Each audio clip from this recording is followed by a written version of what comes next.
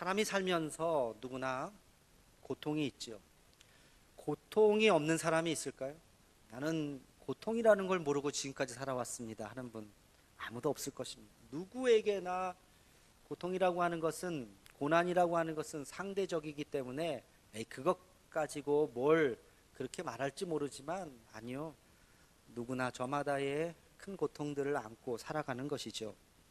인간이 경험하게 되는 아픈 상처와 고통이 어떤 것이 있을까 한번 생각을 해봤더니요, 크게 5가지의 유형이 있는 것 같아요.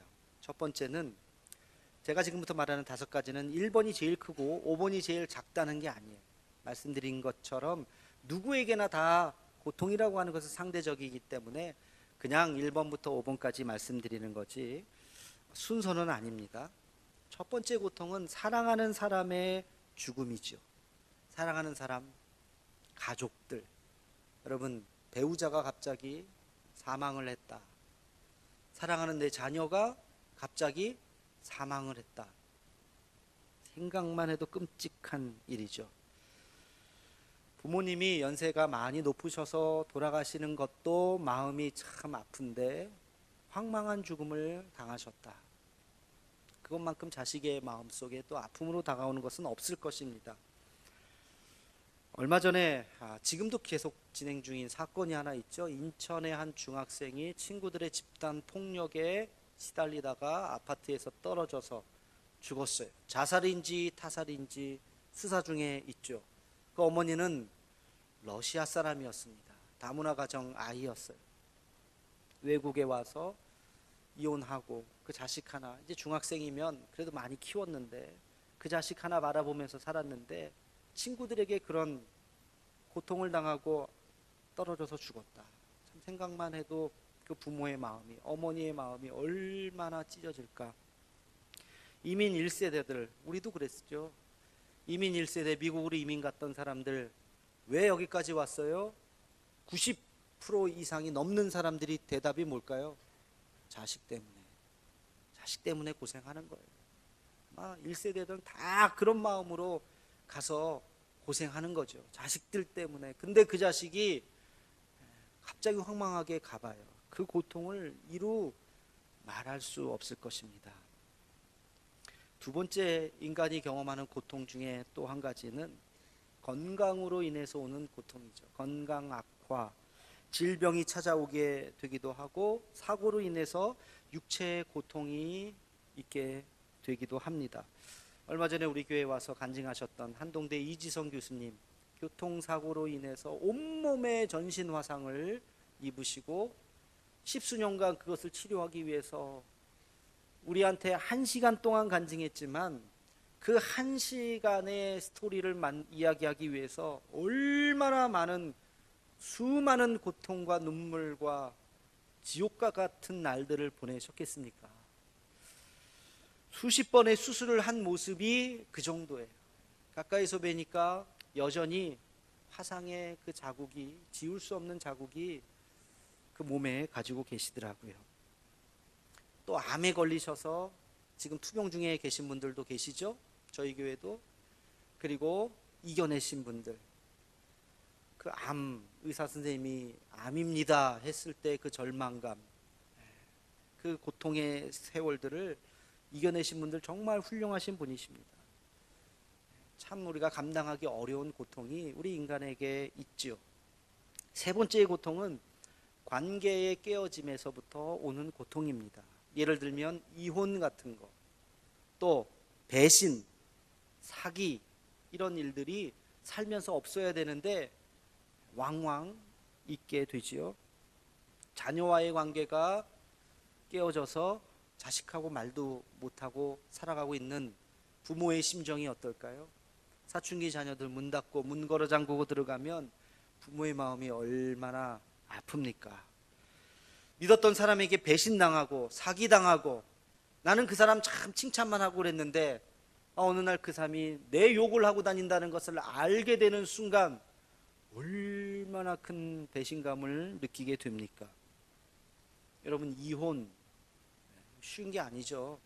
사랑하는 사람, 정말 한평생 이 사람하고 행복하게 살리라 마음 먹었는데 어느 날 배신감을 느끼고 헤어지고 그 고통 속에서 산다고 하는 것, 관계 속에서 오는 고통이 참 우리의 마음을 힘들게 합니다. 또 네 번째는요, 경제적인 어려움이 있어요. 경제적인 어려움. 가난이라고 하는 것. 요즘엔 가난이라고 하면 피부로 딱 안 와닿을 수도 있어요. 실직, 부도, 빚. 가계부채가, 우리나라 가계부채가 1,500조가 넘는다고 하는 뉴스가 얼마 전에 나왔죠. 상상할 수 없는, 빚 없으신 분 한번 손 들어 보실래요? 딱 가계부채에 카드값 깎으면서 우리가 지금 살고 있을 겁니다. 경제적인 고통. 매달 월급 받은 거 이제 빚 갚으면 살아가는데 갑자기 실직이 돼 버리면 얼마나 큰 고통입니까? 월세 뭐 내야 되고 뭐 내고 그래야 되는데 갑자기 문을 닫게 되면, 이거 아마 경험해 보지 않은 분들은 잘 모르실 거예요. 경제적인 고통 때문에 일가족이 자살했다 하는 뉴스도 심심치 않게 우리가 듣게 되지요. 이런 일들 없어야 되겠지만 엄연히 현실로 존재하고 있습니다. 마지막 다섯 번째는 꿈의 좌절이에요. 꿈의 좌절. 실패, 낙방, 불합격, 이런 일들이 우리에게 있다는 것입니다. 여러분 주변에서도 그런 분들 보신지 모르겠어요. 저 주변에도 여럿 있어요. 어렸을 때부터 운동선수 하겠다고 부모님이 열심히 기르고 재능도 있고 그래서 잘 자라다가 20살 어느 날 이 친구가 부상을 당해서 더 이상 운동을 할 수 없는 상황이 되어버렸을 때 그 좌절감, 이것만을 위해서 내 한평생을 살았고 부모님도 그 아들, 딸 운동선수 시키려고 뒷바라지를 했는데 사고 때문에, 부상 때문에 더 이상 운동을 할 수 없습니다 했을 때 그 좌절된 꿈, 그 고통은 참 이루 말할 수 없을 것입니다. 고시패인이라는 말이 있죠. 고시 계속 떨어지고 또 보고 또 보고 3수 5수가 아니라 7수 10수까지 하면서 결국엔 들어가지 못하고 40을 내다보는 그런 나이가 되어가지고, 야, 장가도 못 가고 시집도 못 가고 내 인생 이게 뭔가, 고시 시험 준비하다가 벌써 청춘 다 보내고 그런 친구들 있어요. 좌절된 꿈이죠. 이런 것들이 우리 인생에서 없어야 되겠는데 이런 것이 고난으로 우리 앞에 있다는 것입니다. 여러분 중에 혹시 아이고 저거 5가지 다 내 이야기네, 오가낭 있어요? 오가낭? 네, 정말 위로를 해드리고 교회에서 그분을 이렇게 1대1 양육자반을 하면서 이 고난에 대해서 함께 같이 이야기하면서 몇 개에 해당되는 것 같아요? 라고 한번 이야기를 해봤더니요, 의외로 글쎄 그게 의외인지 어떤지는 모르겠지만 2-3개는 다 얼추 다 해당이 되시더라고요. 여러분들도 어떠세요? 그만큼 우리의 삶이 고통의 연속이라고 하는 반증일 것입니다. 문제는 예수 믿는 사람이라고 예외가 아니라는 것이죠. 그렇죠? 아니, 예수님 믿으면 복 받는다면서 그러면 이 5가지 중에 최소한 1가지는 확실하게 면하게 해주셔야죠. 가족 중에 누구라도 건강하게 사고로 죽는 일은 없도록 해야죠. 부도를 맞거나 경제적인 어려움, 남에게 돈 꾸는 일은 없도록 좀 해주셔야죠. 그런 거 아니겠습니까? 몇 번 시험 보면 반드시 합격시켜줘야 되는 거 아닙니까? 라고 생각할 수가 있어요. 그러나 여전히 예수님 믿거나 믿지 않거나 우리에게 똑같이 이 고난이, 5가지의 고난이 여전히 우리에게 있다는 것입니다. 그럼 세상 사람들은 이야기해요. 야, 그럼 뭐하러 예수 믿어? 뭐하러 교회 다녀? 니랑 나랑 똑같잖아. 나도 고난당하고 너도 고난당하고 교회 왜 다녀? 이렇게 질문을 할 수가 있겠죠. 뭐라고 대답하시겠습니까?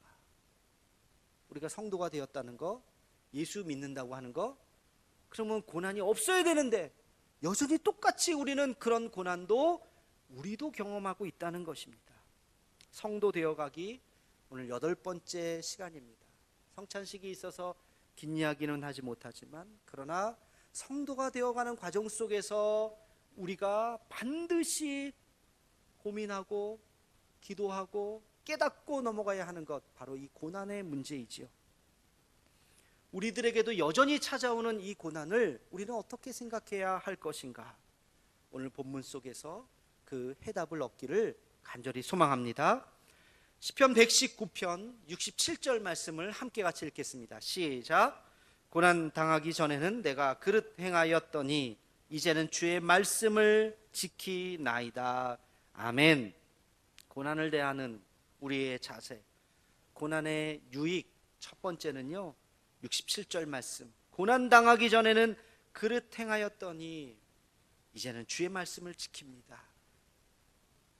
고난 당하기 전에는 하나님의 말씀을 지켰다는 거예요? 안 지켰다는 거예요? 안 지켰어요. 그냥 내 마음대로 살았어요. 그래도 될 줄 알았어요.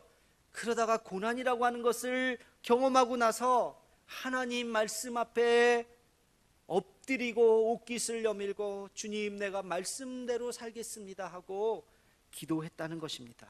다시 말하면 고난을 통해서 우리는 인생을 비로소 볼 수 있다는 것이죠. 그 이전에는 한쪽 면만 봤다는 거예요. 인생이라고 하는 것이 빛난 밝은 면만 있는 것이 아니라 밝은 면 뒤에는 뭐가 있어요? 그림자가 있는 거예요. 어두움이 있는 거예요. 그 어두움 속에 들어가 보지 않으면 어두움을 알지 못하는 것이죠. 나는 지금 즐겁지만 지금 울고 있는 사람이 있다는 것을 깨달아야 하는 것입니다. 밥이 없으면 빵을 먹으면 되지, 밥이 없으면 라면 먹으면 되지, 이런 수준의 인식으로는 우리가 세상을 올바르게 살 수가 없는 것입니다. 성경 말씀에 우는 자와 함께 울라, 함께 울기 위해서 그의 고통을 알아야 돼요. 그의 고통을 우리가 함께 같이 느낄 때 내 눈에서 눈물이 나오는 것입니다. 그럴 때 우리가 세상을 변화시킬 수가 있는 것이죠. 히브리서 2장 18절에 보면 이런 말씀이 있습니다. 우리 함께 같이 읽겠습니다. 시작. 그가 시험을 받아 고난을 당하셨은즉 시험 받는 자들을 능히 도우실 수 있느니라. 아멘. 여기서 말하는 그는 누구입니까? 누구예요? 예수님. 예수님이 시험을 받으시고 고난을 당하셨다는 거예요. 예수님이 인간이 되셔서 시험도 당하시고 고난도 받으셨기 때문에 능히 우리의 아픔, 우리의 눈물, 우리의 고통, 우리의 배신, 이 모든 것들을 주님이 아시고 위로해 주신다는 것입니다. 하나님 앞에 엎드려 주님 힘들어요, 주님 아파요, 주님 속상해요 하고 눈물을 흘릴 때 주님께서 우리에게 말씀하신다는 거예요. 그래, 사랑하는 내 아들아, 사랑하는 내 딸아, 안다. 내가 안다. 너의 아픔을 내가 안다. 왜? 주님도 이 세상에 사실 때 그러셨거든요. 그 고통을 통해서 우리는 하나님의 마음을 알아가는 것입니다. 종교개혁자 칼빈은 고통에 대해서 이렇게 이야기했습니다. 세상에 고통이 많은 것은 천국을 사모하는 마음을 가지게 하기 위해서이다. 고통이 많은 것은 어떤 마음을? 천국을 사모하는 마음이 있게 하기 위해서.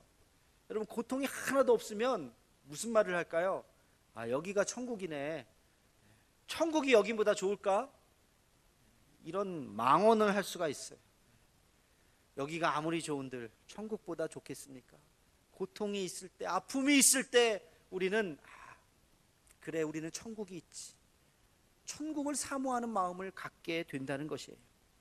이스라엘 백성들이요, 먹을 것이 없어서 이제 애굽 땅으로 왔잖아요. 그렇죠? 요셉의 비호를 받으면서 야곱의 그 아들들이 애굽 땅에 와서 거기서 잘 먹고 잘 살았어요. 자기의 고향으로 돌아갈 생각을 하지 않았어요. 몇 년 동안? 400년 동안 그냥 잘 살았어요. 와우, 좋네. 그러다가 애굽의 왕조가 바뀌었습니다. 그래서 이스라엘 백성들이 종이 되어 버렸어요. 그제서야 정신 차리고, 여기가 어디지? 우리가 왜 종이지? 아, 우리는 애굽 백성이 아니구나, 우리는 이방인이구나, 우리의 고향은 따로 있구나, 약속의 땅 가나안 땅으로 돌아가야 되는구나, 주여 우리를 도와주옵소서. 그제서야 정신을 차렸다는 것입니다. 고난이 있어야 바로 보는 거예요. 고난이 없으면 뭐가 뭔지 모르는 거죠. 고통은 보지 못하는 것을 보게 합니다. 고통은 이해하지 못한 것을 이해하게 합니다. 고통이 주는 새로운 믿음의 눈을 뜰 때 그것이 바로 거룩한 성도가 가져야 하는 자세인 것을 잊지 않는 우리 모두가 되기를 주의 이름으로 축원합니다. 두 번째 고통의 유익은 시편 119편 71절 말씀입니다. 우리 함께 같이 71절 말씀을 읽겠습니다. 시작. 고난 당한 것이 내게 유익이라. 이로 말미암아 내가 주의 율례들을 배우게 되었나이다. 아멘. 고난이 내게 유익입니다. 왜? 고난을 통해서 내가 하나님의 율례, 율법, 말씀을 내가 깨닫게 됩니다. 다른 표현으로 하면 고통을 통해서 내가 하나님 앞에 더 가까이 나아갑니다. 고통을 통해서 하나님의 말씀을 깨우칩니다. 하나님의 말씀이 진리인 것을 깨닫게 됩니다. 그래서 고통이 이해할 수 없는 하나님의 은총인 것을 알게 됩니다. 이렇게 고백한다는 것이죠. 미우라 아야코 여사, 빙점의 작가이죠. 그분이 이런 말을 했죠. 자기의 인생의 말년에 아주 고통스럽게 병상에서 오랜 시간을 보내면서 삶을 마감하게 됩니다. 그러면서 그가 이런 말을 남겼습니다. 병들지 않고는 나아갈 수 없는 은혜의 자리가 있다. 병들지 않고는 나아갈 수 없는 은혜의 자리. 다시 말하면 병든 자만이 깨닫게 되는 은혜의 자리가 있다는 것입니다. 이 말을 조금 바꿔볼까요? 실패하지 않고는 경험할 수 없는 은혜의 자리가 있는 것입니다. 떨어져 보지 않고는 경험할 수 없는 은혜의 자리가 있는 것입니다. 여러분, 그래서 실패와 절망은 포기의 자리가 아니에요. 하나님의 저주의 자리가 아닙니다. 오히려 그 실패가, 그 낙심이 오히려 그 자리가 하나님의 은총을 경험하는 자리인 줄로 믿습니다. 스코틀랜드 영성가인 조지 마티슨이라고 하는 분이 이런 말을 남겼습니다. 과거의 유인들에게 가장 잊지 못할 풍요의 자리가 어디였던가 물어보라. 무슨 자리요? 풍요의 자리가. 그들의 모두의 대답은 내가 엎드렸던 차가운 바닥이다 라고 대답할 것이다. 아브라함에게 물어보라. 모리아의 번제단을 가리키리라. 모리아의 번제단이 어디입니까? 자기 아들 이삭을 바친 그곳. 요셉에게 물어보라. 차가운 감옥을 가리키리라. 모세에게 물어보라. 생사의 고비를 넘긴 나일강을 가리키리라. 다윗에게 물어보라. 그의 노래는 밤에 지어졌다고 말할 것이다. 욥에게 물어보라. 하나님이 폭풍우 가운데 응답하셨다고 할 것이다. 바울에게 물어보라. 그는 자기의 눈을 멀게 한 빛에서 영감을 보았다고 할 것이다. 다메섹 도상에서 눈이 멀어서 넘어졌을 때 바로 그 자리가 하나님을 만났던 풍성한 은혜의 자리였다고 고백한다는 것입니다. 그래서 고난의 자리는 어떤 자리입니까? 고난의 자리는 영광의 자리인 줄로 믿습니다. 이것을 깨닫는 자가 어떤 사람이에요? 성도라는 거예요. 세상 사람들은 고난의 자리는 저주의 자리요, 고난의 자리는 심판의 자리요, 이런 고난이 나에게 왜 원망하고 자기를 한탄하고 비하할지 모르지만, 우리 예수 믿는 사람들은 여전히 동일한 고난 가운데 있지만, 그러나 그 고난의 자리는 절망의 자리가 아니라 오히려 은혜의 자리요, 인내의 자리요, 감사의 자리인 줄로 믿습니다. 그 시간을 통해서 하나님은 우리를 새롭게 빚어가시고, 그 시간을 통해서 우리 눈이 떠지고, 그 시간을 통해서 하나님께서 우리를 성숙시키는 자리인 줄로 믿습니다. 히브리서 12장 6절 말씀에 이런 말씀이 있습니다. 우리 함께 같이 읽어보겠습니다. 시작. 주께서 그 사랑하시는 자를 징계하시고 그가 받아들이시는 아들마다 채찍질 하심이라. 아멘. 사랑하는 자마다 뭐 하신다고요? 징계하신다고요. 채찍질 하신다고요. 왜 채찍질해요? 사랑하니까. 11절에 이런 말씀을 또 하십니다. 무릇 징계가 당시에는 즐거워 보이지 않고 슬퍼 보이나. 당연하죠. 징계가 슬퍼 보이죠. 즐겁습니까? 안 즐거워요. 그러나 후에 그로 말미암아 연단받은 자들은 의와 평강의 열매를 맺느니라. 그 징계를 잘 이기고 견디고 뭐 한다고요? 연단받고 나면 뭐가 맺힙니까? 열매가 맺힌다는 거예요. 의와 평강의 열매. 그것을 바라볼 수 있는 사람이 누구라고요? 성도예요. 성도. 하나님의 거룩한 사람은 하나님의 눈으로 내 고통도 바라보는 것입니다. 내 아픔도 바라보는 것입니다. 그래서 주님, 이해할 수 없는, 헤아릴 수 없는 나의 이 고통, 그러나 여기가 은혜의 자리임을 고백합니다. 사랑하는 성도 여러분, 그래서 우리가 고난을 거부하는 것이 아니라 그 고난을 받아들이고 그것이 감사인 것을 고백할 수 있는 더 성숙한 믿음으로, 더 귀한 믿음으로, 더 고귀한 믿음으로 나아가는 저와 여러분의 삶이 되기를 주의 이름으로 축원합니다.